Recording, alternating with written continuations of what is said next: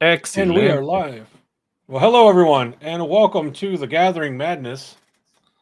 That's what you'll hear come this weekend at the Gathering Madness. That was a nice preview. How many people had a heart attack? None? Great, fantastic. Happy to hear I mean, I did just a little bit. it. Very Fun worried for a fact, moment. I moved my entire office to Josh's house just Damn, for impressive. just just to make prank. Just to make prank. And just make a little prank. In But Kazakhstan, we make best pranks. but in all actuality, welcome everyone to the Black Tower Podcast.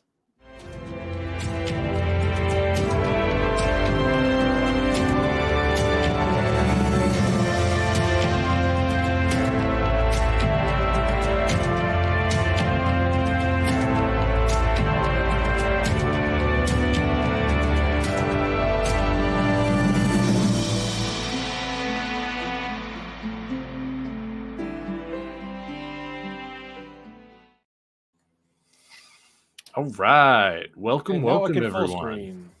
There we go. I can get rid of all the extra white splash. Nice. Hey, Anyway. that's me. White Splash. Is that your That's my your wet nickname in t-shirt high school. contest name? Yeah. Yep. Oh, well everyone. I am your Bijan Mahale. Definitely didn't almost call myself the Soravan Mahale. Speaking of which, he's out in the field, the land of Disney or something like that. I don't know which one it is. Either the world or the land of. I don't know. He's at the world. Oh, okay. Yeah. Jeez, he really did go like across the country. Bruh, you know how he does travel. It's never small. He doesn't It's do it small. always as much as humanly possible. Which It's I always get, because like again, Androl you level also travel. right. And like again, don't get me wrong, I appreciate the fact that he works in, a capitalist society that doesn't appreciate vacation. And that is both a bad thing and also not necessarily a bad thing. Like it's both. But also, again, he packs so much stuff into his time off because he knows he doesn't get that much. Yeah, which is absolutely fair. Absolutely fair. Mm-hmm. But so Josh is out and about, but do not worry, he will be with us at the Gathering Madness this weekend. If you're listening to this live or watching this live or whatever you're doing, for those of you that aren't, Gathering Madness has already happened Yep. from Friday, October 13th through Sunday, October 15th. And as this episode goes public, we will already have been back home for a week after celebrating the conclusion of our 5th year talking out into the void of the internet and people listening for some reason. Indeed. But Also, Josh, thanks you for you'll listening as have... the Sorvon. Good. Yes, he does. Also, the funny part is that, we're doing all of this stuff for the Gathering Madness on this episode, and we'll actually have the live episode from the Gathering Madness out before this episode's out, which is a little bit humorous to me. Oh, yeah. Oh, yeah. Absolutely.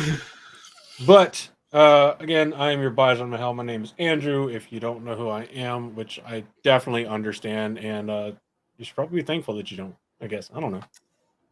And I am We do joined now. I am joined by my fantastic co-host. That's you. With the magnificent mustache. No. I am the passable co-host at best, who does have a possum living on my upper lip. Your Aman Khan You're making me choke on my brother. Yes. I love getting Andrew when he's drinking. Making him laugh. That's it. Dude. Oh, just as far as like phrasing things go and hilariousness goes, one of my tables at Cheesecake Factory the other day had one of the better ones, which was, I went over and I was like, hey, what can I get you? The first woman ordered, who was at seat 1, seat 2, then I was like, all right, cool, and what can I get you? And she was like, oh no, I'm actually just going to eat off of her. And all of us stopped for a moment and like waited for her to say plate for like just like delayed plate, but she did not. And then all of us looked at each other and then looked back at her, and I went, just right here in the middle of the restaurant, huh? That's a thing we're gonna do today. And that's when she got what she had said. Bruh. Which was hilarious. We all had a good laugh. But anyway. Oh, what did I what was he talking about? I can't remember what he was talking about, but I walked back into the office today after running to the head or the restroom, and I walked into one of my coworkers saying, what it was like something like, that's why, like, I go for minors or something like that, and he was talking about not age related minors. It was like either like minors in like a game or like the minor leagues of like I forgot exactly what it was, but I know it wasn't that, because I walked in and immediately like stopped and looked at him and I was like, you gonna finish that sentence? And he was like, what? Because clearly he understood not only his intent but was there for the full conversation. Yes, exactly. I just walked into, but it sounds like a felony. And he's like, oh no. Yeah, right. Always fun to walk into a conversation already in progress. Always fun to walk into a felony. Yep. Wow. Indeed. Well, welcome everyone. Thank you for being here. As stated before by Andrew, this is the Black Tower Podcast, a Wheel of Time podcast, which, I don't know, I'm feeling like today we don't normally go ahead and put in that much of an intro. I mean, we have obviously like the intro, but we're a Wheel of Time podcast, and we talk about different topics in the Wheel of Time. One of the reasons that we are sort of different than ye old other ones is that we don't read the books again in any particular time frame. We talk about themes throughout the entire book series. Yes. Well, in general, in a lot of ways, but yes, especially on the show. We talk about things that actually, themes and characters and storylines and arcs and things like that actually span the entire book series. And we think that's actually a lot of fun, because especially for this particular book series, not that it doesn't happen in a lot of them that are long running, but as I said, especially in this particular book series, Robert Jordan got really good at calling things back from earlier books. And you can argue that was either that he was really good at putting them in later books, that he was really good at inserting things into earlier books, or some kind of both. Either way, it's a thing that he did throughout the entire story. And so it's really, really fun to get a chance to actually talk about all of them in real time, if you will. Instead of going ahead and actually having to sit there and only talk about the, hey, he mentioned this, like, I've read the book, so he look in this chapter, he mentioned this thing that may or may not become relevant later, especially if you're doing your podcast with other people who have not read the books and you can't actually talk about it openly. We can actually sit there and talk about, and here's where he went ahead and put I mean, that's fair. Shut your face, Max. But yeah, I mean, and so it's really, really awesome to be able to sort of sit down and talk about sort of the entire flow of the book series from start to finish without needing to take a moment and be like, okay, well, we're not going to talk about that thing that happens later in book 10 on book 2. Or getting to the point in book 10 and finally being able to talk about it, but not necessarily having it as fresh, not actually like being able to talk about that particular thing as a specific topic or trope or, Easter egg or whatever you want to call them, whatever they are in the moment. I think that's really, really cool. And I hope that you guys do as well. I know that we thought that it was really important to go ahead and have a podcast that did that, at least from for the majority of our episodes.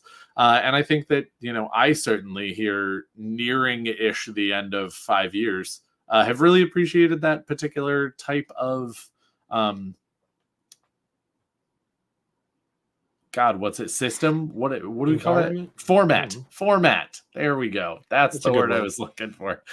Goodness. Yeah. But yeah. I mean, I like it because whenever we're doing a full spoiler discussion, which is most of the time, like you said, we don't have to worry about like metering tangents. We don't have to worry about like spoiling plot lines. We don't have to worry about any of that kind of stuff. And when we're talking with people where we do have to do that, it's not that we dislike it or that we're against it or whatever. We're definitely all for avoiding spoilers. Especially given a lot of the people that we end up talking to who end up being dope people who we definitely don't want to spoiler. But yeah, but there is a certain difficulty with it, especially like if you're rereading parts of the books, or it's been a while since you've reread parts of the books, or you just like I often have like not a great memory, or I have a very fuck is that? I have a very generic memory sometimes where I generically remember events from the book and kind of like the overall like result or input or whatever from it, but maybe not exactly when it happens. So I might remember an event and off the cuff think that it happened in like Winter's Heart, only to find out that like, no, that doesn't happen until like Towers of Midnight.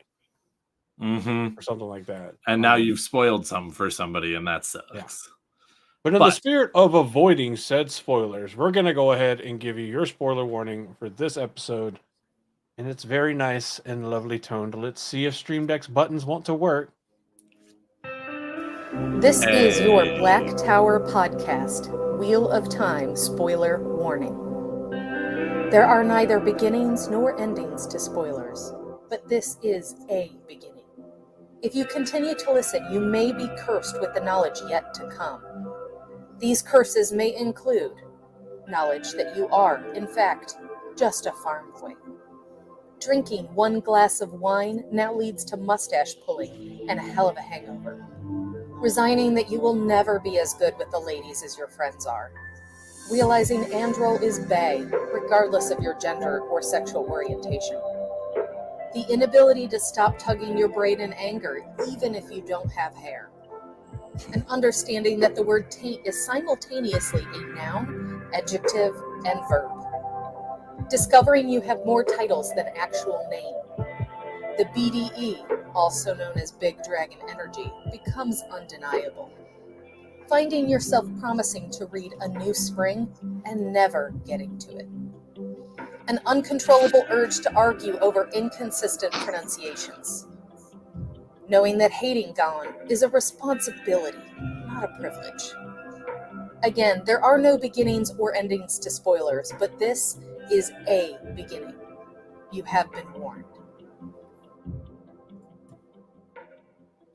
Thank you to the fantastically talented and dulcet tones of the Registered Nerd. Indeed. One of my top, how many spoiler warnings do we have? Like 10? It is definitely one of my top 10 favorites. I don't want anybody to feel bad. It turns out we have 11, and it's like, who's in last place? But well, I mean, seeing as how more shoddy is like 5 of them, I don't necessarily think that would be. Well, he only counts as one. Exactly. He only counts as one. It's just different versions. Still only counts as one. Yeah, it's like picking a fighter in Tekken and just using a different skin. It's still just the same fighter, just different skins. Fair enough. So, as has been a fantastic pattern here as we're nearing the end of year 5, if y'all haven't noticed, when we go through picking topics, there seems to be a fair bit of one of us having a lot of topics that we've kind of picked or thrown in there towards the beginning. And then it like blends, mixes, and then it's somebody else towards the middle, then it blends, mixes, and it's somebody else towards the end. And for year 5, coming in to round out the end is our lovely mustached banner waver here. because other than the TV show topics, I think pretty much every topic here as we round out this year are your ideas. Correct. Or I'm at not least actually you even said what thinking that inspired that's a them to good make it thing. onto the schedule. Well, I don't know if I actually necessarily said all of them. Like, again, I'll take my sort of either good or bad, consequences for having written them in. But I feel like a lot of them, actually, I was just the one who typed them. So they're in Daniel speak, and therefore hard to deny that Daniel put them in there. Because while I don't not speak English, it's definitely a different English than a lot of other people. It's English, but not the English you know. Yeah, it's Amin Khan English. But Here we go. I'm back to this shit of fucking with the webcam. All right. that So what being are we said, talking about today? Well, first and foremost, before we go ahead and talk about anything, go to the Gathering Madness if you're live. Also, go to blacktowerpod.com. Oh, if you're listening live, if you're alive, go to the Gathering Madness. Which is fantastic advice. Though I don't think we have the space for, what's the world population now? 8 billion? Something like that. Ridiculous is the answer to that question. But yes, please go to the Gathering Madness if you are listening live. Probably the people who are listening live are either going or have determined that it does not work for them. But still, Gathering Madness is going to be off the chain. It's going to be awesome. And if you did not get a chance to go, or you just want to relive it, I know that we will have pictures up on blacktowerpod.com. So definitely go check out blacktowerpod.com for all of your Black Tower needs, including social media links and merch shops and things like that. And the Patreon, where you get access to our live recording for just $1 a month. Indeed. So today we're doing a topic that I think is a little bit fun, which is kind of two questions blended into one, and or sort of something that I was thinking about not too awful long ago and that we were talking about on an episode, which is why I felt like we should delve into it a little bit longer. The Horn of Valir. We have talked about it on this episode or on this podcast at least a few times. It is a fantastical artifact that apparently predates the Age of Legends, which is where they actually really started getting into some of their best documentation for magical implements, Terangrial, Angrial, Sangrial, all of these different things that we then lose even the Age of Legends histories for during the breaking. It's actually when all of that comes about. Because Terangrial and everything, none of that, in known form at least, existed before the Age of Legends, because magic wasn't discovered in the first age. Yes. So it's like literally everything that does something fancy that we know about and know how it came to be, or at least in the Age of Legends knew how it came to be, is from the Age of Legends. Well, so there is a little bit of a possible exception that I want to throw out there, because I've actually heard other theories on things like the Horn of Valir, and we won't go into this too much because it's not really I think it's a little bit relevant to what you just said, and also relevant to sort of the unknownness of a lot of this. But there is actually a strong suggestion, and given that we don't actually have a true origin story in the books of the Horn of Valir, that since we already know that there are effectively alien races who come to Randland via seemingly fantastical means, there may or may not actually be artifacts of those civilizations or other civilizations or things that somehow came into Randland via other means, including portal stones or the book of translation, or, all of these other things that we don't really understand in the books that Robert Jordan put in and are awesome and we love them, but don't get explained super well, that the Horn of Valir may actually be one of those things. For example, because again, they talk about in the Age of Legends, they're like, we don't know how this thing actually works. We do. You blow it and Heroes of the Horn show up and that's cool. But like, how the does difference it in call knowing them? Like what? how to use it versus knowing how it works. Exactly. I know how to use a cell phone. I don't know how it works. For example. Fully. Indeed. And so again, sort of all of that to sort of say, we do get a certain amount of information about the Horn of Valir, or what certain things that work through it, and or information that were given by people who are called by it, because Birgitta gives us a few different things about sort of where the Heroes of the Horn are waiting, why they're like, where it is that is sort of their lobby between, right?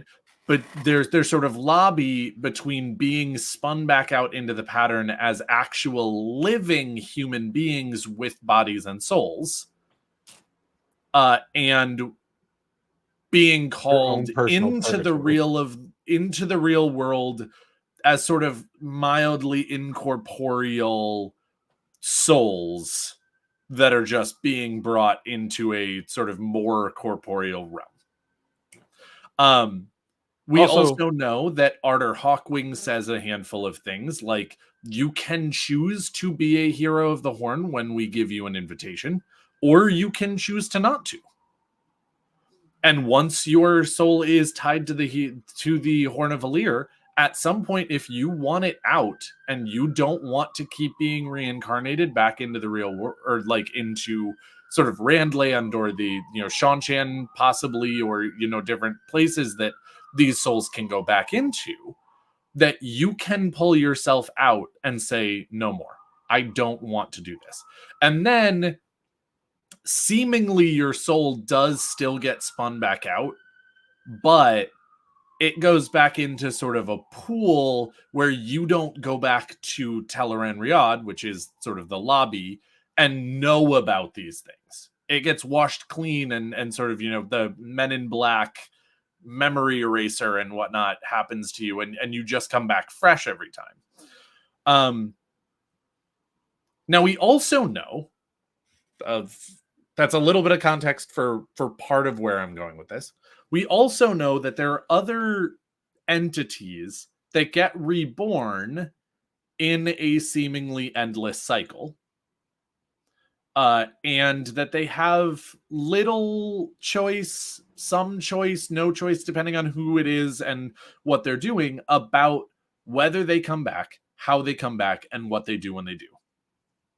And one of those largest examples is the dragon soul that of Luz Therin, and then then becomes Rand al'Thor, and presumably, if the actual sort of idea of the cyclical nature of the wheel, and that it's been going on forever and that it goes on forever into perpetuity, that would just continue to happen forever, right?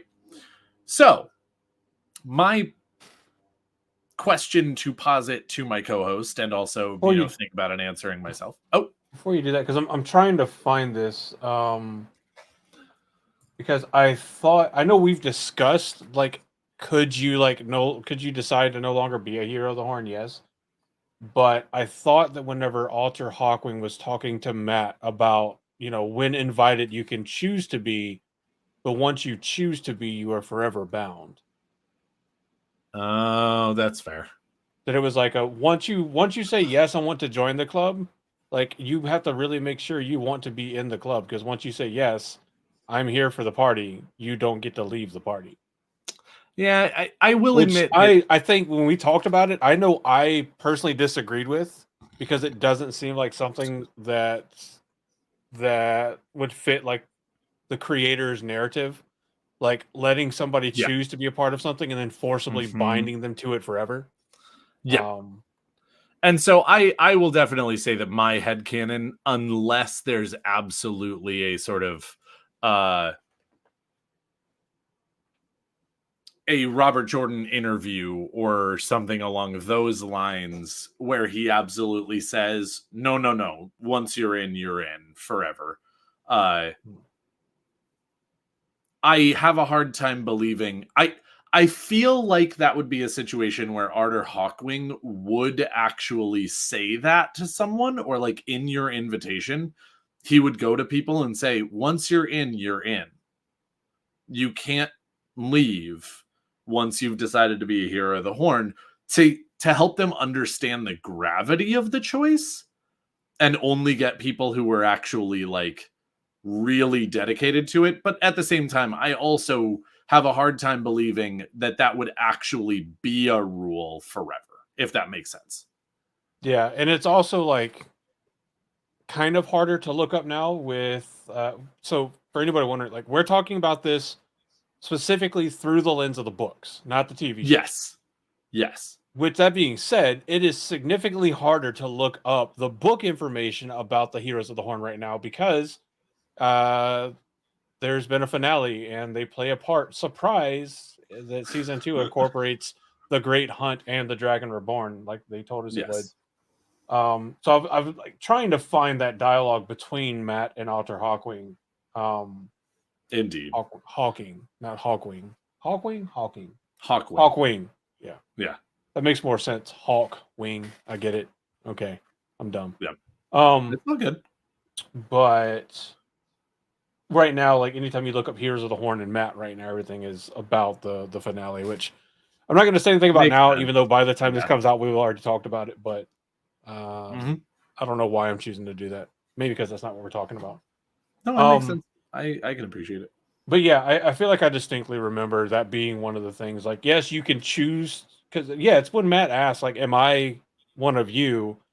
And Arthur Hawkwing is like, "No, but you could be one day if you wish." Yeah.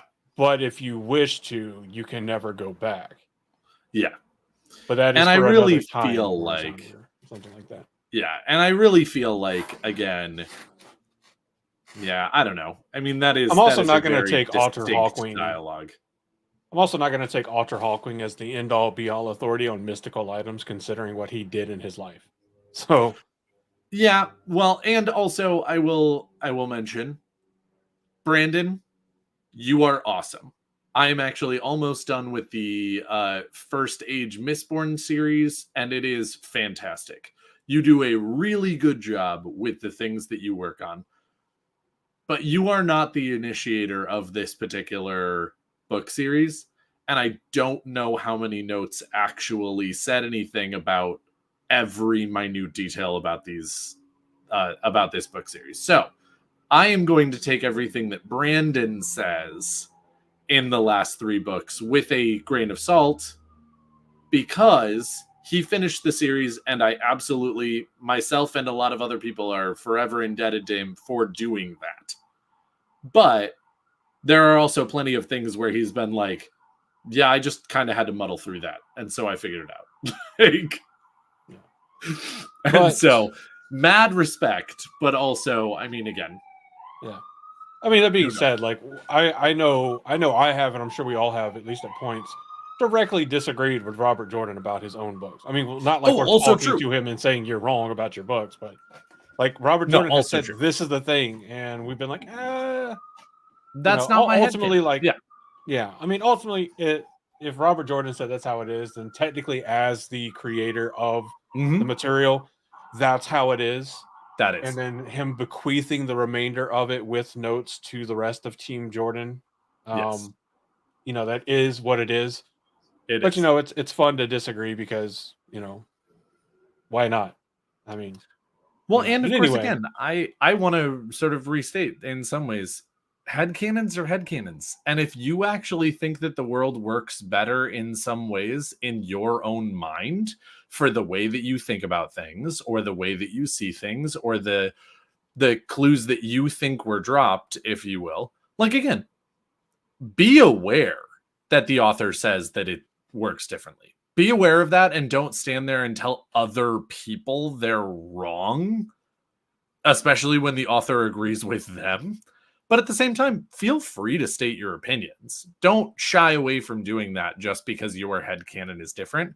And in fact, I want to throw out there real quick, and I will absolutely get off any soapbox very, very soon after saying this. That's kind of the point of these books. Your headcanon is your headcanon. And so if you're standing there with a headcanon that's different than a number of other people, that's great. You know what you shouldn't do is go rate the Amazon series badly because it didn't follow your headcanon. That's the one thing you shouldn't do, because you'll notice that your headcanon is different than other people's. And if your headcanon is different than other people's, then the show was never going to get it right for everyone. So f you. Now, if you actually do think that there are other aspects of of Robert Jordan's story or of the TV show that you want to go ahead and complain about, fine. That's fine. Cinematography is not something that is your headcanon. I mean, it's still a preference, but it's not your headcanon. But yeah, anyway, that's my soapbox. Don't yell at things because they don't fit your headcanon if they weren't made by you and or for you. Anyway, going back to the show, or the question that's not actually about the show. Yeah. It is about the Speaking books. of people that are really good with the facts, Morshadi did just drop the thing. So it was in so it's not the exact quote from the books, but from that conversation, but it is a Q&A with Brandon. And basically it's that way because the answer is it's that way because RJ wanted it that way. He didn't want anyone to ever be unbound, and that that exploration in this direction would go against his vision for the world. But all that being said, let's get to the meat and potatoes, as our Sorvan Mahale loves to say so frequently, of tonight's episode, which again does revolve heavily around the Horn and Heroes of the Horn. And again, we are talking specifically from the books, not the TV show. Not the TV show. So, my question here is, what is your thought, actually kind of revolving around all of this, is Matt fantastically gets access to all of his past lives, or memories of his past lives in the books. Rand has a certain amount of unlocking of his own memories and such in this life based on his previous lives and souls. The Heroes of the Horn, when they're in Teleran Riyadh, actually have all of their memories from all of their lives that they've lived throughout the ages. Can the Dragon Reborn, can the dragon, the soul of the dragon, which is continually reborn, can that soul ever be offered being part of the Heroes of the Horn? And if so, is there now a sort of new soul that gets chosen to be the dragon? Or is it just a dragon that can also be called by the Hero of the Horn when they're not in the world? What do you think, Andrew? Or is there a third thing that I haven't even thought of yet? Like, what are your thoughts? I'm going to say no. They can't. The dragon cannot be a Hero of the Horn, and no Hero of the Horn can be reborn as the dragon. I think that this is one of the dragon's soul is a very special soul that is hand catered to by the creator. Okay. So maybe the soul can hang out in Teleron Riyadh. I don't think that happens.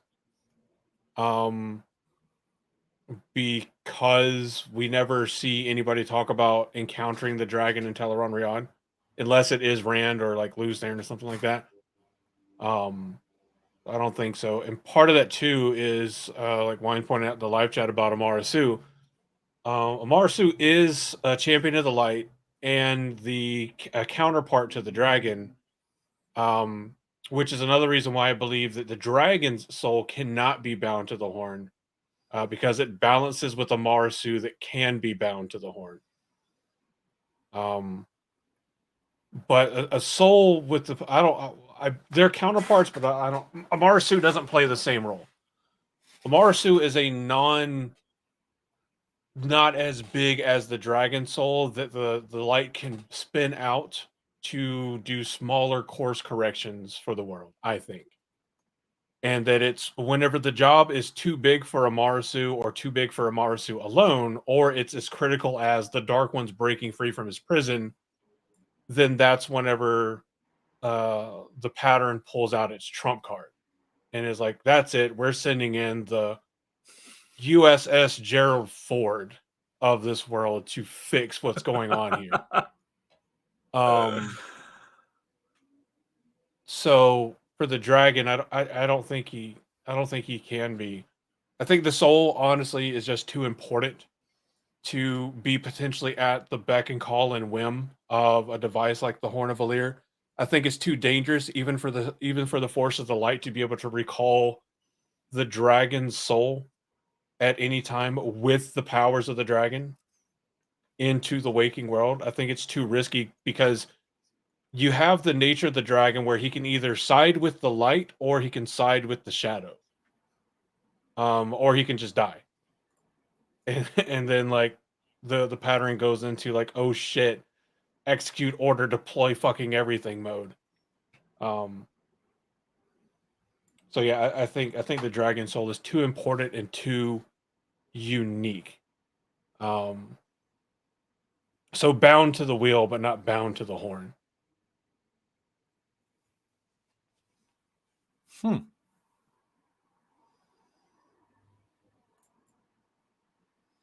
So this does so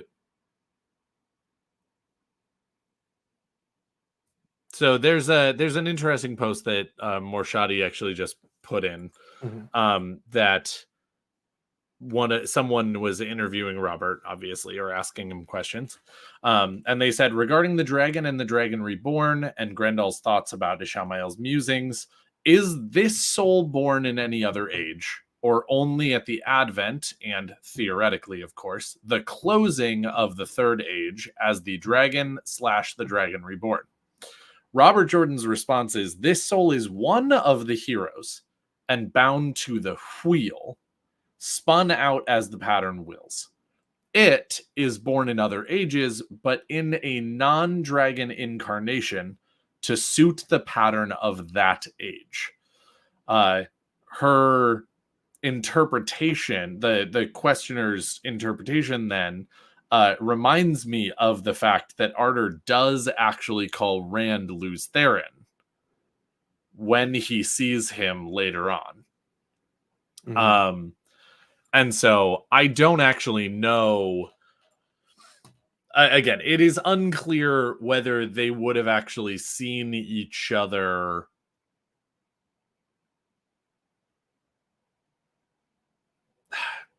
This gets so difficult so quickly, because it's also a question of, when does your soul get tied to the Heroes of the Horn, or tied to the Horn in general? Also, Arter Hawkwing seems to be a leader of the Heroes of the Horn, even though he's supposed to have lived like 1,000 years before, not, multiple thousands of years before. And it's interesting that he would be like the leader of the Heroes of the Horn, being a possibly like young hero of the Horn in the grand scheme of things.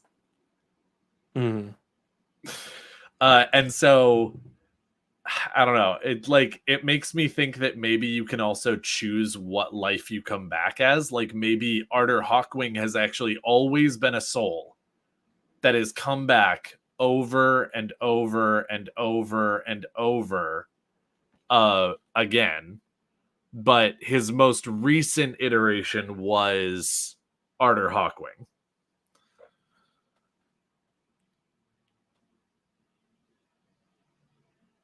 No, I see what you're saying. I'm looking for one thing because do we know? Do we know are the heroes bound to the horn or are they bound to the wheel? Because See, that is, yep, we only that's see now also the a different question. yeah, because we only ever see um the dragon as specifically stated as bound to the wheel. Mm-hmm. Which would mean that, if the Dark One's successful and destroys all of creation, he then destroys what binds the dragon. Um, Ooh, that's also a good question. Is but the Horn of Valir bound to the wheel? I don't think it is. Me either. I don't think it's. I don't think the horn is bound to the wheel. So like Which because I my think thing then is would in some whenever ways like necessitate that the souls would not really be bound to the wheel either. They would be bound to the horn, which is movable, which is therefore. yeah, well I think the so two things. One, the thing that Morshadi posted about Robert Jordan confirming that the dragon's soul is a hero, but is not always reborn as as the dragon Mhm. capable. Um, I know the quotation has hero as a capital H. I don't think it is a capital H. I think he is just a hero, like in the terms of being heroes. Let me read this real quick. Oh, this is okay. That's the quote about being able to unlink. Yes, Um, indeed. oh, well, that actually kind of answers this as far as what Robert Jordan says, because this says Robert Jordan's answer was you cannot decide not to be a hero linked to the Correct. wheel. So, but I don't know if I buy that. I mean, obviously, like I said earlier, the author, whatever the Yes. author says and their team says goes, that is the truth. But I don't see because I don't see. I mean, well, they can all be spun back out in due time, which means that their existence in the world is not dependent on the horn. Because if it was dependent on the horn, then the wheel wouldn't be able to just grab them out of Teleron Riyadh and spin them back out into the world. No, it They would might. have. I would think Because if it no, what I'm might require the horn to still be on that plane. Maybe the okay, I see souls what you're actually saying. move with the horn. But I mean, again, Like Teleran the Riyadh horn is is an anchor basically point like kind of thing. this center point between seemingly almost sort of like all universes and all places and all time and whatnot. That's how it works because Teleron Riyadh is simultaneously the closest mirror world to the world we're reading in, but also a point where all possibilities converge. And that's why you can will things into existence and reality there, because essentially all you're doing is willing something to happen and you're causing a portion of the world from whatever reality that matches what you're trying to do to manifest itself in Teleron Riyadh. Mhm. Um, if you want to look like, I think like that might be the metaphysics behind why Robert Jordan has Teleron Riyadh be the way it is and work the way it does. But um, there always seems to be a distinction between the dragon's soul and the heroes of the horn. Maybe it's just maybe the real distinction is that like whenever the soul is spun back out in full dragon mode, the soul is not bound by the horn. Like the soul is not beholden to the horn. Um, hmm. I don't know because I don't see why you would have I don't see why you would allow your most critical soul to be bound in a vulnerable state with a vulnerable artifact because you're vulnerable in Teleron Riyadh. Yes. And like we've seen with Birgitta. And if someone went into Teleron Riyadh while the dragon's soul was still in there and yanked him out, it seemed like the fear Birgitta had was being back in the world unnaturally could completely unravel what her soul was. They had no idea what would happen if she died now that as she was. Now we do see that whenever she does die, she just goes back. Well, maybe. Because I've actually absolutely had the thought that Birgitta actually was able to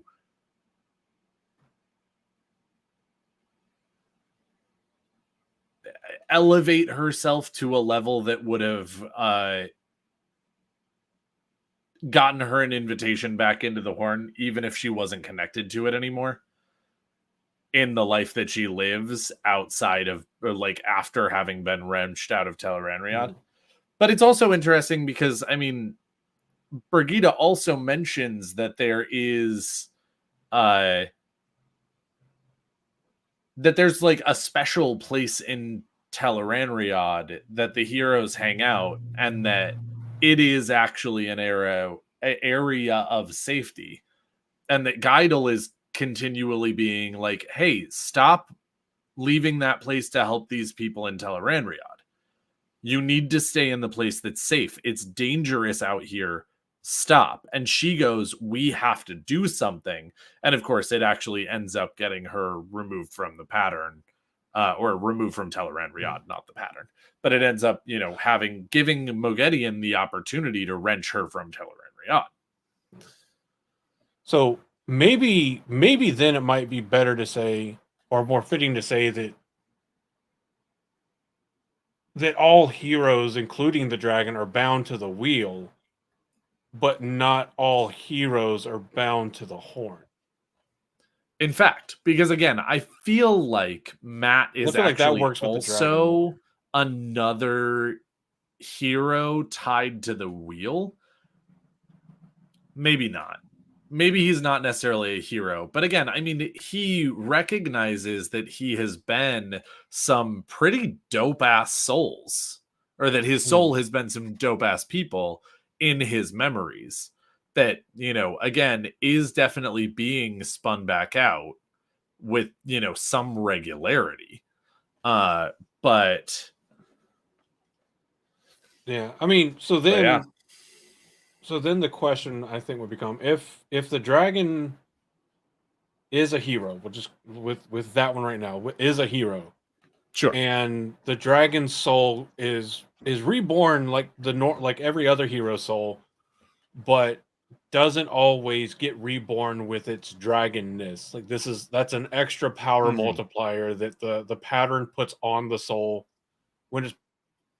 That also means that the nature of the dragon is independent from a soul.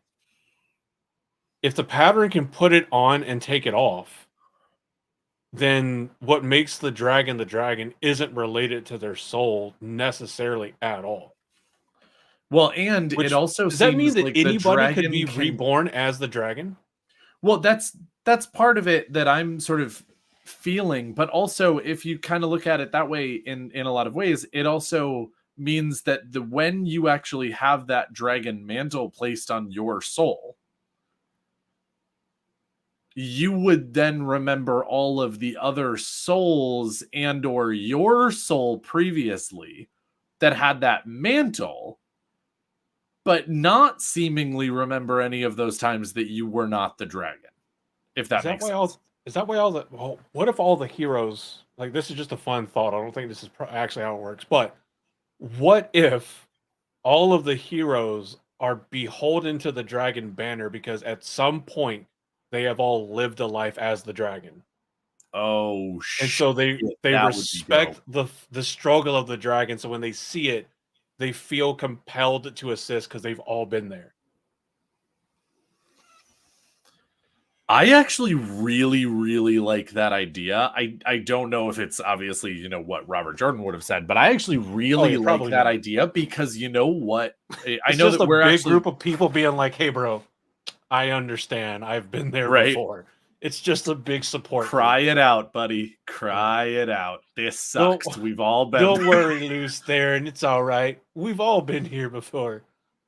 Well, so there's actually another topic that we're going to talk about later, which I actually think we might have sort of answered, and we'll talk about it again later because it's bigger than this topic. But I like the idea of it being different souls with sort of that mantle placed on it, because that actually allows Luz Theron Telamon to be the Dragon Reborn, or to be the dragon. Apologies. And then for Rand al'Thor to be the same Luz Theron soul with the dragon mantle, but not remember every other dragon that's ever lived, because those were other souls. And so instead of actually feeling like it's that sort of like missing link of why doesn't Rand ever remember any of the other dragon souls besides Luz Theron Telamon, because it's the only one that he fucking ever talks about, it would allow it to be like, okay, well, the reason that is because you're only remembering the one other time your soul wore the dragon mantle. And you don't get to remember every other soul that's ever worn it. You just get to remember when your soul wore it before, if that makes sense. Also, that is like crazy in some ways, because that also maybe answers the Matt question. Because, of course, again, Arter says to him, you might be able to someday. Maybe he's telling Matt in sort of a roundabout way that you've never been the dragon before. To get an invitation into this club, you got to be the motherfucking dragon at some point. I like the idea. I don't think that's the prerequisite. But I like the idea.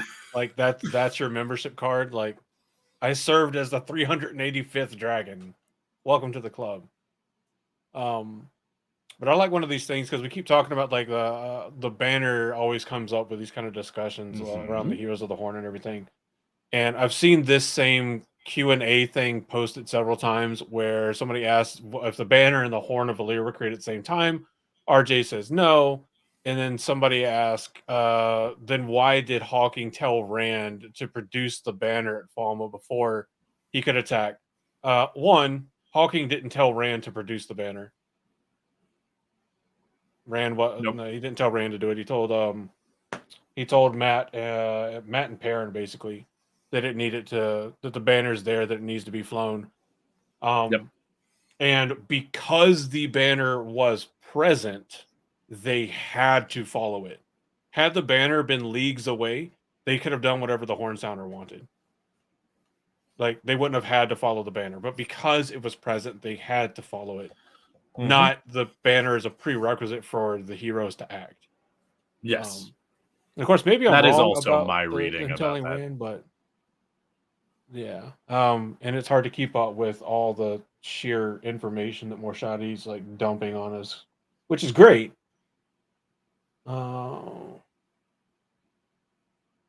Something called. Oh wait, no, he does. So it Rand, is. My bad.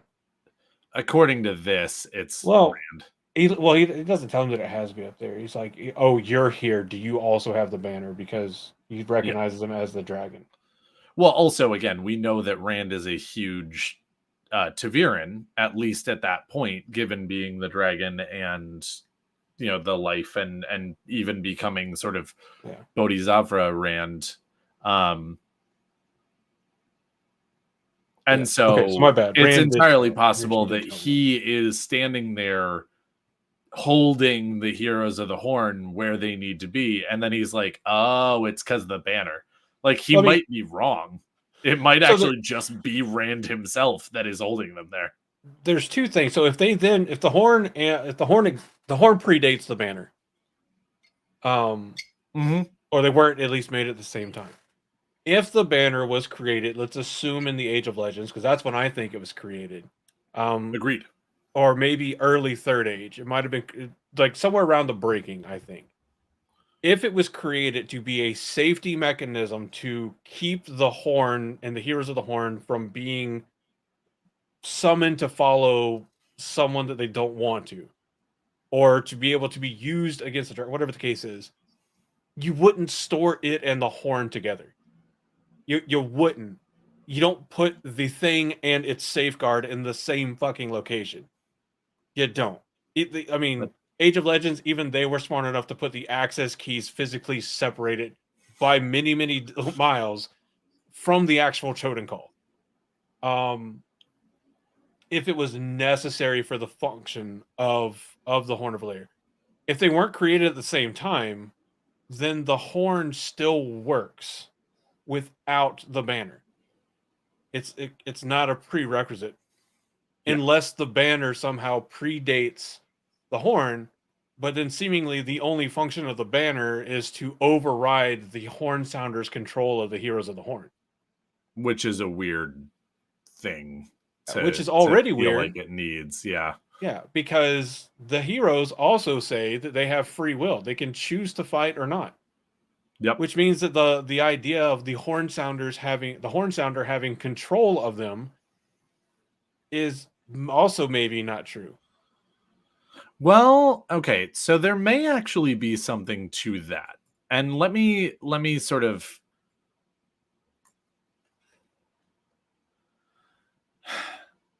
I don't want to go into too much because it's a different series.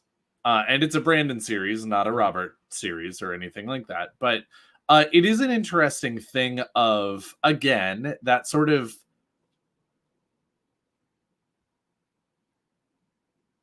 speaking in mild untruths or giving a new option so that you are less beholden to what's actually true. And so I'm going to use an example of in Brandon Sanderson's Age 1 Mistborn novels. There are two different species, if you will, of things that can be controlled completely through allomancy. I won't say what they are. I won't say what whatever, so as to not ruin anything for anybody who hasn't read the books. But they can be.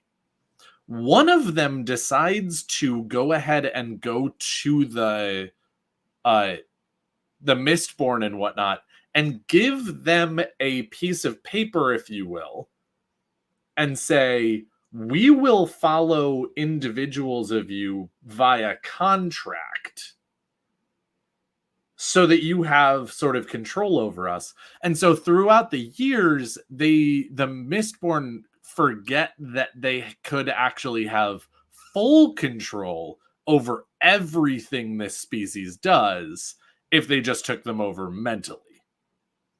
And I feel like that might be a similar case to here of like,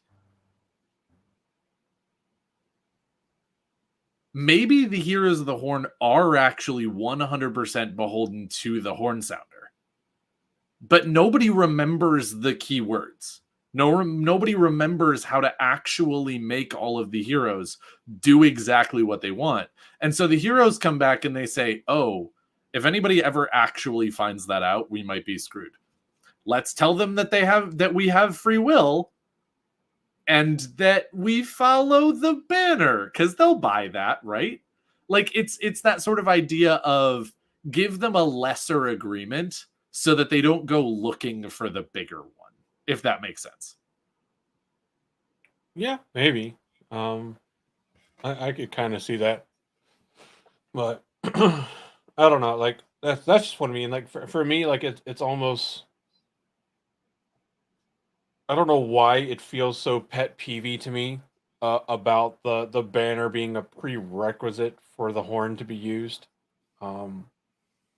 because like the banner only appears in the Corinthian cycle prophecies about the dragon, and or is it even like under this or wait, does only the Aes Sedai symbol appear in the Corinthian cycle? No, the one about Falma says, beneath his banner he shall proclaim himself the dragon. Mm-hmm. Yeah. So like it's mentioned there in the Corinthian cycle, which I think comes from the second age. I think it's an Age of Legends prophecy. Yeah, because it's after the death of Lews Therin. Mm-hmm. Which is technically so that means an Age 3 prophecy.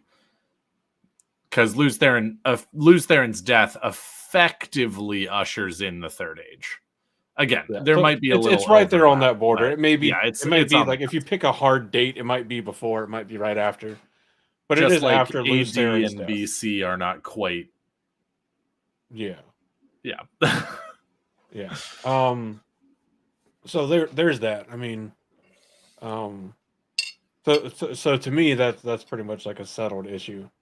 But I've talked about the banner before. Back to the dragon. Yep.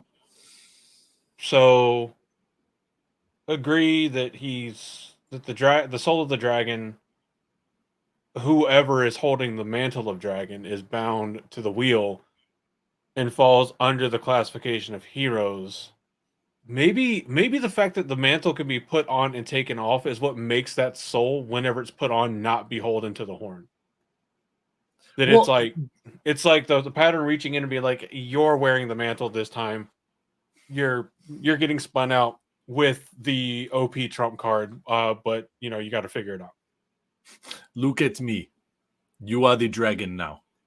Yeah. But I mean, I think one of the things that Morshadi posted too said something about the same soul is always born as the dragon. Like it's the same soul every time, though.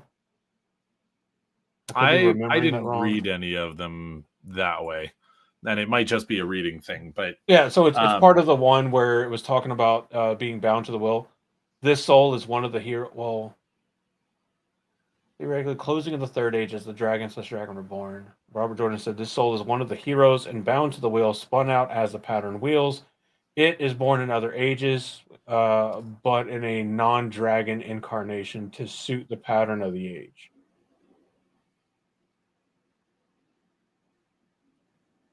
Yeah, I feel like that's So I mean, the soul is a hero, but it almost seems like while like the soul is still a hero and is still bound to the wheel, but that's the only explanation that I can think of right now, is that the mantle of dragon hops to whatever soul best fits the need for the time that it's needed. Well, so here's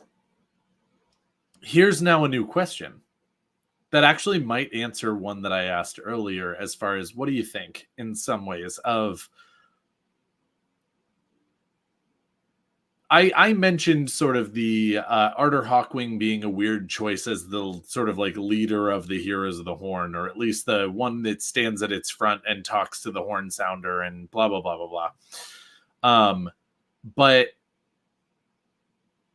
do you think, because we see in this story, when we jump into it, the dragon has already been reborn. The soul and the mantle have already been spun back into the pattern. It is Rand, period. The end. Now, again, you don't necessarily know that as the audience the entire time, but that is the facts. Is that Rand has the soul of Lews Therin Telamon and the mantle of dragon. Oh, by the way, I'm wrong, by the way. It is the same soul. Okay. It is always the reincarnation of a single particular soul. I don't know if I like that, but anyway, I mean, again, I don't. I like the headcanon more, but right. But again, is headcanon is not necessarily actual canon. But if that's the case, we only ever see them blow the horn twice when the dragon's soul is in the world already. Do you think that someone could blow the horn and have sort of Luz Theron Telamon, or maybe at this point Rand, or maybe even a previous incarnation of the dragon's soul, show up with the heroes of the Horn then? Like, is that even a potential option when the soul isn't already in the world?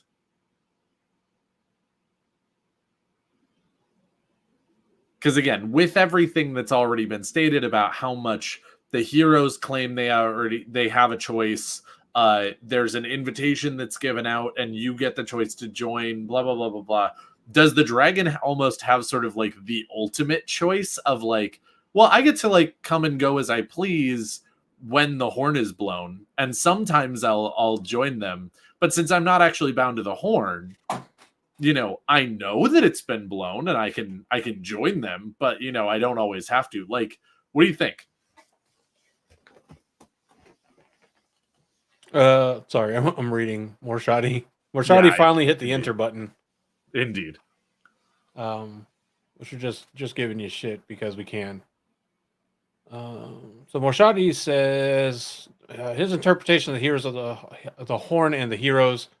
Heroes are tied to the wheel for the purpose of the pattern as course correction. They spend time in Talkaron Riyadh and are only born when necessary. The dragons, since they're weirdly stitched together, are multiple quote-unquote souls stitched to the dragon soul and is allowed to be born without having to be the dragon every time. The Horn of Valir was created at some point in the past by mortals, confirmed by RJ and Maria, and the heroes are attached to be called to the mortal realm except the dragon. My theory, or Morshadi's theory, at some point someone created the horn and tied the heroes while the dragon was born / in the world because they needed all the heroes to fight their last battle. The horn is a booty call. I do like it. Why I mean, you always gotta do that to us? Maybe it's a pass. So we know the dragon frequently does things that are considered like unheard of and nigh impossible. Maybe it's a previous iteration of the dragon that created the horn. Couldn't even tie myself to this horn if I wanted to, because I'm actually in the world, motherfuckers. Yeah. But it would make sense, like, you know, if several ages ago or several ages in the future, same thing, as far as the Wheel of Time is concerned. If the dragon was like, let's make a trump card for the last battle. Oh, yeah, we're going to do this. Like, all of the legendary warriors that I read about in the fairy tale books, and, you know, we know these souls keep getting reborn. Let's do this so that we can summon them at any time that we want. Because, you know, there's definitely some point in the first age where some soul that becomes Luz Theron or whoever becomes the dragon in the second age, like, reads Tolkien's Lord of the Rings and looks at the reforged, I forgot the name of the sword, but it's the one that Aragorn reforges. Yeah. Looks at that and goes Elrond reforges it for Aragorn, but yes. Or whatever. I just know he has it. Whatever. Yeah. Lord of the Rings is C tier of fantasy anyway. Whoa. I'm kidding. It's a joke. It's a joke. We were gonna fight. I just don't know the names. I just don't know the names from Lord of the Rings. No, I know.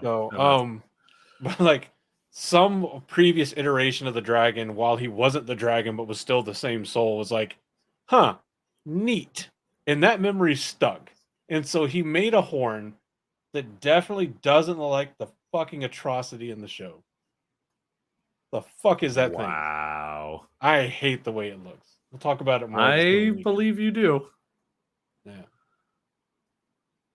I fucking hate it. Anyway, not talking about the show. So it's like, so what, like the freaking dragon power up is only compatible with the same soul? Or is it compatible with the same two souls? Is it like, hey, when the pattern needs a dude to save it because whatever reason, then this soul, the male soul, gets it. But whenever the pattern, or when the world needs a female soul for whatever reason, then Amara Sue's soul gets the mantle. Is it like a reversible battery? Like you put it in one way and you channel Sidene, you put it in the other way, you channel Sidair? Is the creator Yeah, just there we go. swapping batteries between like his two favorite toys? We should not call them that. I mean, he's the creator. He can have whatever he wants, I guess. I mean, he probably created it. I mean, yeah. I mean, he Just literally like created right and wrong. He can do whatever he wants.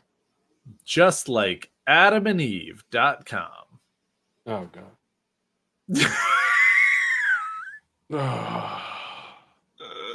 Did you know that if you put your batteries in sideways, that it goes twice as fast? It also overheats and explodes, but it'll go twice as fast for a little. Yeah. It's a really risky game. Who explodes first, you or the toy? There you go. Yeah. It's like the most dangerous game of hot potato. Hot vibrador. It's like crossing a Samsung Galaxy S7 with the dildo. Or apparently the new iPhone 15, because apparently those are having fucking problems too. Indeed. It's almost like batteries are risky when not used or made correctly. Huh. It's almost like lithium is a heavily combustible element. Weird. Almost. Anyway. I don't know. A dragon tied to the wheel, absolutely. Beholden to the horn, not at all. Is he a hero? Yes. Being not bound to the horn, I think, means that he's not a hero of the horn. Though that may only be true whenever the soul is in a period of non-dragonness, which then removes the need to be cautious about him being able to just be called back into reality with all the powers of the dragon. Because if he doesn't have all the powers of the dragon, then he's just as cool as the rest of the heroes. And then that also makes it just as feasible for Amarasu to be pulled back into the pattern without all the powers of the female version of the dragon. Which, if that's the caveat that makes them able to be safe heroes of the horn, then fine. But then my question is like, okay, then how exactly does this go about assigning the moniker of dragon to somebody? Is it just a, hey, shit's getting extra fucky, better give them like the extra expensive DLC starter booster pack?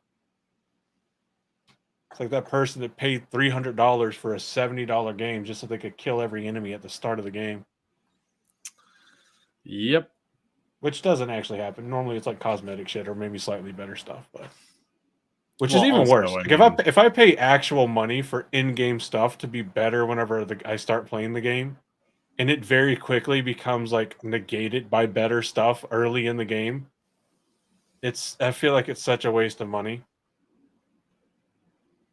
That is accurate. But yeah. Anyway, what do you think? I really like my headcanon is definitely I absolutely loved the thing that you said earlier. My new headcanon is the reason that Rand doesn't actually remember anything prior to Lews Therin Telamon is that Lews Therin is the last dragon. All the other heroes rejected it and looked at him and said, "You fucked up last time. You got to fix it now. It's your fault." Maybe that's why you go back out. Like, you're going back in the game there, Lews. You fucked up. Now it's time to fix it. Well, and I also love the idea of there being a ton of heroes of the horn, because again, it's always bothered me to a certain extent when, they go through the portal stone and have their flicker moment. And then, there's the I've won again Lews Therin statement. But again, it always feels like Rand can only ever remember his own life and Lews's life. Or like fragments of Lews's life. And so I really appreciate the idea that the dragon is actually a mantle and that it's not always tied to the exact same soul over and over and over again. And so I love the idea that sort of the dragon mantle can be removed, and like the heroes of the horn aren't then like super dangerous because they can't come in and just tell the dragon reborn how to do things. And yet each and every one of them has sealed the bore before, and each and every one of them has fought the Dark One, and each and every one of those souls has been through what Rand is currently going through, because their soul has screwed things up and fixed them again. And since the wheel is continuing to turn, the Dark One has never actually truly escaped his prison, or its prison, or whatever. And therefore, these are all the iterations of people that have either messed it up and then fixed it to a certain extent, or really just messed it up and fixed it to a certain extent. And so they all know what this is like, and they all come back at the call of the dragon because they've all been there. That is my absolute favorite headcanon. And so I love the idea that your invitation to become a hero of the horn is actually going through some apocalyptic level shit. Fitting. And so I also love the idea that, again, that sort of Matt is like, could I someday be a hero of the horn? And they're like, not until you go through some post-apocalyptic shit, motherfucker. Like, you got to go have a conversation with the Dark One before you get an invitation to our club. Alter Hawkwing just points justice at like Rand and is like, not till you go through what he's going through. Right? Not until you have 2 incurable wounds on your side. Yep. Not caused by your best friend. Well. So, no, I like it.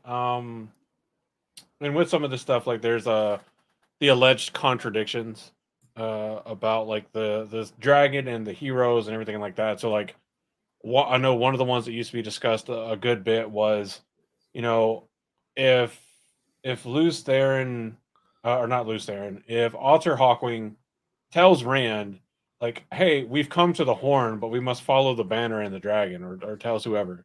But then like says, I fought by your side times beyond number, Lews Therin, and faced you as many more. And they're like, well, if they must follow the dragon, how has he faced him? Well, I think we've answered that with that soul is not always born as a dragon, but the soul can be reborn as potentially another great leader, someone that Alter Hawkwing has faced in battle as himself, or as another reborn version of himself as well. Yep, because so I think we got that one. Arter has all of the memories of all of his souls, and so he's got that sort of cheat code there of like, just because you're not in the same skin and I'm not in the same skin doesn't mean I don't recognize you. No, I fought the older you. No, the older you. No, the older you. No, keep going. No. Keep going. We got about 30 more olders. We got to go 6-7 generations back to find the guy I fought, and 11-12 generations to find the guy I fought with. Yeah. And then the other, I wouldn't even call these contradictions, because to me, I think they're easily answered. But that's just me being a dick. Is in Memory of Light, Alter Hawkwing looks at Matt during the last battle and says, we would never fight for the shadow. And then, people ask the question, well, then how had he faced Lews Therin so many times? Because, again, Lews Therin is not always the dragon. Mm-hmm. So, like, you may not always fight for the light. Oh, and by the way, you can fight somebody without them being your absolute direct mortal enemy. Correct. Because the Aiel and the Kyrianans, they fight. But in the last battle, they fight together. See. Yeah. It's the Illianers and the Tyrians, not Lannisters, but the Tyrians.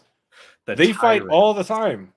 And then they fight together in the last battle. It's almost like you can fight literally anybody just because you don't like them. They don't actually have to be evil.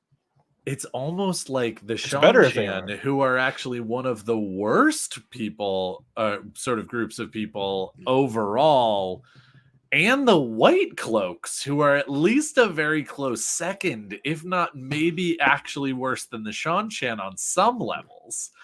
everybody fights those guys a lot. And then when they get to the last battle, they're like, oh, fuck, there's something bigger than all of this. Yeah. And, I'm going to go out on a limb and say this, Morshadi put this in the live chat, which if you want to be a part of the live chat in the Discord or on YouTube, make sure you join our Patreon at blacktowerpod.com. The dragon shall break all bonds. I now fully blame the soul of the dragon being reborn in the 1920s for the Great Depression and causing economic collapse by breaking all the bonds that were sold. Do I know if there were actually bonds sold in 1920? No. Am I probably wrong? Probably. Do I still like the joke? Absolutely. That was such a dad joke that I'm absolutely with. Yep. But buy your war bonds. Lucerne just runs in and like snaps the stack of war bonds in half. No. Bruh, Morshadi, no.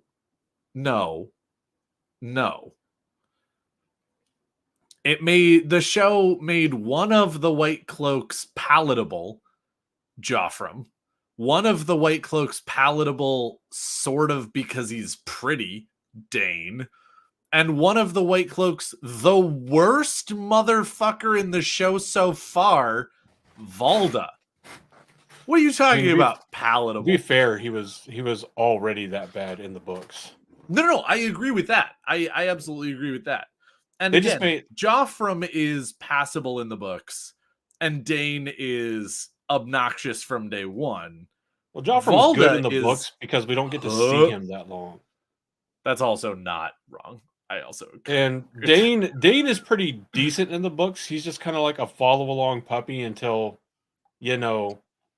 Daddy's no longer there. Mm-hmm. But we'll talk more about that this weekend because I have opinions. That is accurate.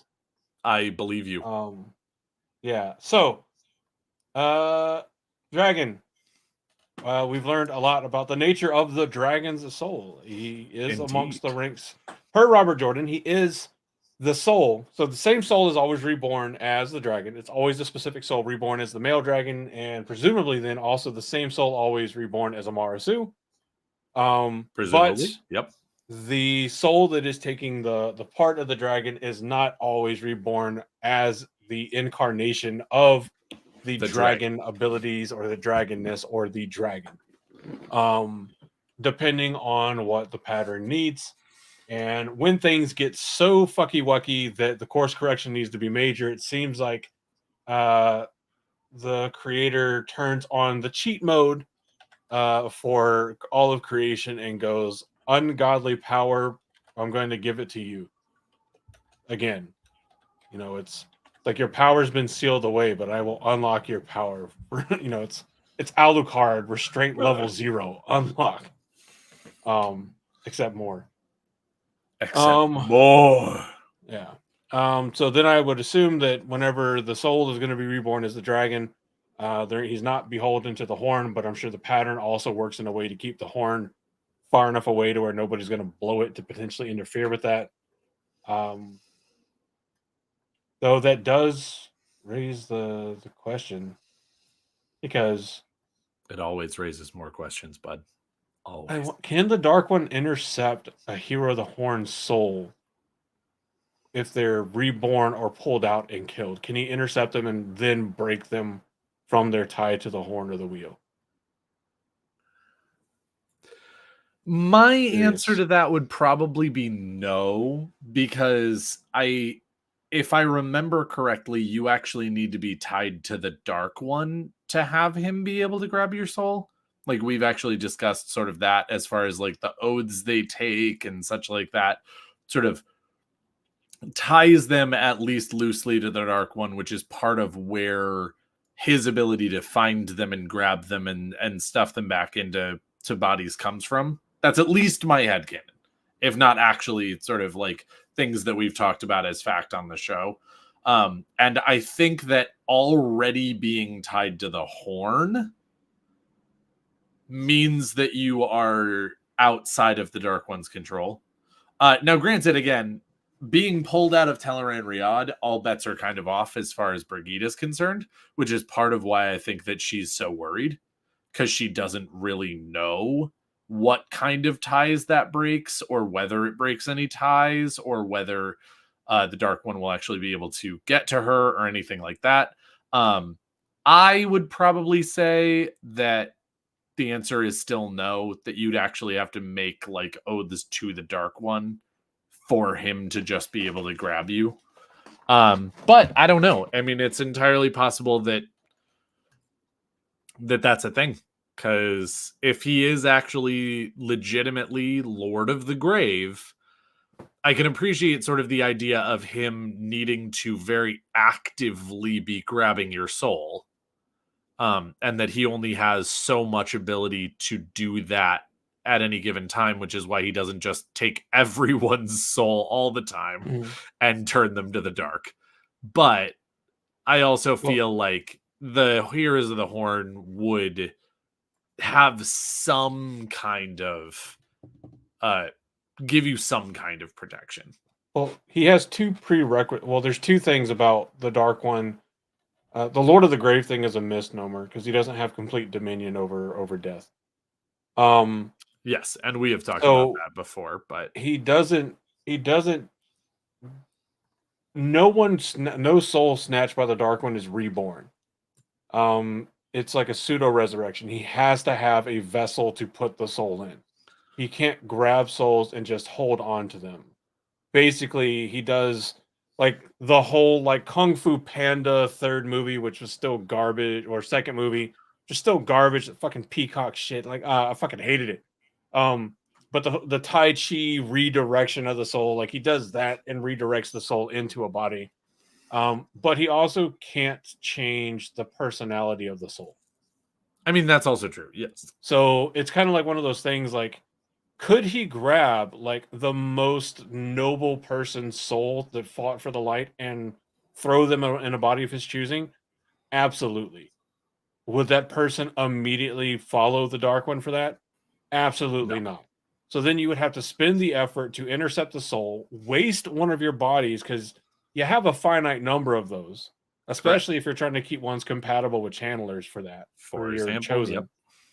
And then you would have to turn around and have 13 loyal channelers to you and 13 Murdral to then forcibly turn this person to fight for you. And I don't even remember if that works on non-channelers. I don't think it does. I think that only works on people that can channel. So if they can't channel, it's like, what's the fucking point? You would never reach out and intercept Bashir, like Davram Bashir or Pedro Niall or any of the other great captains, because you can never turn them to your side unless you like manipulate them to change their own character. So yeah, it's like, hey, I'm going to give you another chance at life so that you can continue to fight me, and you just used up one of my standby vessels. Right. So it's like literally pointless for the Dark One to do it to anybody who is not a channeler. And possibly even then. And possibly even then, like, it just depends on the effort. Like, I'm running kind of low on bodies, or I'd grab this channeler, but they're not quite strong enough. Like to think that he was like about to grab Avienda's soul and like put her in a body and then turn her, and then like ran Balefire's fucking Ravine. And then just as the Dark One's about to grab the soul, she just like slips away, and he's just like, son of a bitch! Who taught the fucker Balefire? I want his name. Asmodean? You son of a bitch! Even though he didn't do it. Moraine, actually. Well, yeah, but he can't get to Moraine as easily as he can Asmodean. Correct. But yeah, anyway. So this has been a lot of him and Han about, like, we know the generic answer, thanks to Robert Jordan and Maria and Brandon, about the nature of the dragon soul. I do think we've learned more than I at least remember about how this works. I don't know that I ever cognitively knew that the dragonness was a special attachment of legendary status that the creator just like snaps on and snaps off when he feels like it. Does that mean that after Rand switches bodies, he just snaps off the dragon moniker? Possibly. Yeah. Well, that's also just a general question in a lot of ways, is once the dragon has done what the pattern wants, are they still the dragon anymore? Yeah. So, I mean, they're we're not not going to Taviran answer that anymore. right now. Yeah, we know he's not But- Taviran anymore, and neither is Matt or Perrin, because they're only Taviran for the duration that the pattern needs them to be. Because they weren't born Taviran. Seemingly, yeah. But anyway, that's all different things and questions brought up by this, which is one of the things I love about these metaphysics discussions, because oftentimes they yield other questions, some of which I'm sure we've talked about before and felt that we had answers to, and then I know I've just forgotten. So, but I think that's enough hemming and hawing about this question. Coming away from this, I feel like this is one of the rarer questions we've asked and actually answered, and answers in quotation marks, because a lot of the answers came by way of Morshadi, who gave us the answers from Robert, Jordan, Maria, and Harriet, and Brandon, which is always lovely. So it's still just fun to talk about. Agreed. Yeah. Well, and of course, like one of my favorite parts about this is we sort of sit and talk, and we dance around as a number of things. We suggest certain things, and I am coming out of this with a new headcanon. So even if it's not right, even if it's not like objectively correct, even if Robert Jordan, reborn into another body, would absolutely come to me and be like, "Hey, that's not what I intended, dumbass." Like, it may not be it's right what I per the want. books, but it It's could what I be want. right per the show. Well, for example, that's a whole other thing. Yeah. Now, whenever people be like, "Yeah, no, that's not how it works in the books," like, "Oh, sorry, no, I'm talking about the show." There you go. Maybe it'll make you feel better about it. Yeah. Well, that's going to do it tonight. Next week, Agreed. next week, and definitely before then, the end of this week, we will have Josh back with us, rejoining us in some more fantastic discussions. We've missed him. Namely his little like fucking flick of the top of the Sailor Jerry's bottle. Oh, that's always good fun Lord. to watch. I wonder how long it takes him to find that top after we finish recording.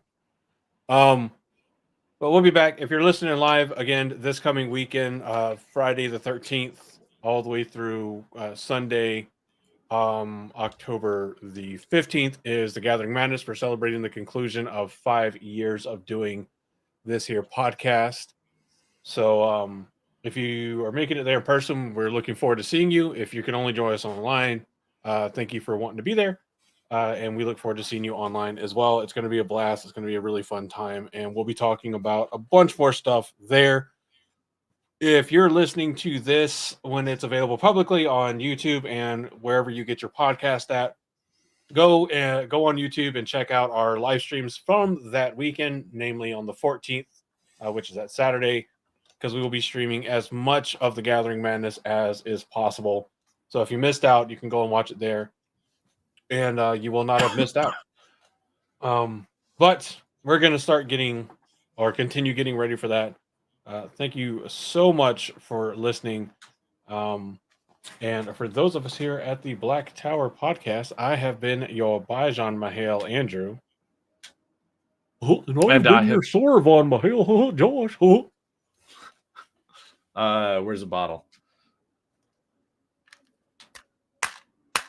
It didn't work. Sorry. I'm not I as think it's a successful. childproof cap. It doesn't work that way. And I have been your Amin Khan Mahale Daniel. And from all of us here at the Black Tower, thank you very much for coming. Thank you very much for lining up in an orderly fashion to take this week's weekly dose of taint. And we hope that you're having a lovely morning. In case we don't see you again, good afternoon, good evening, and good night.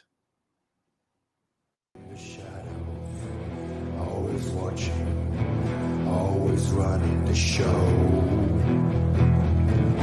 In the tower, you can bring your pain. In the tower, you can feel the strain.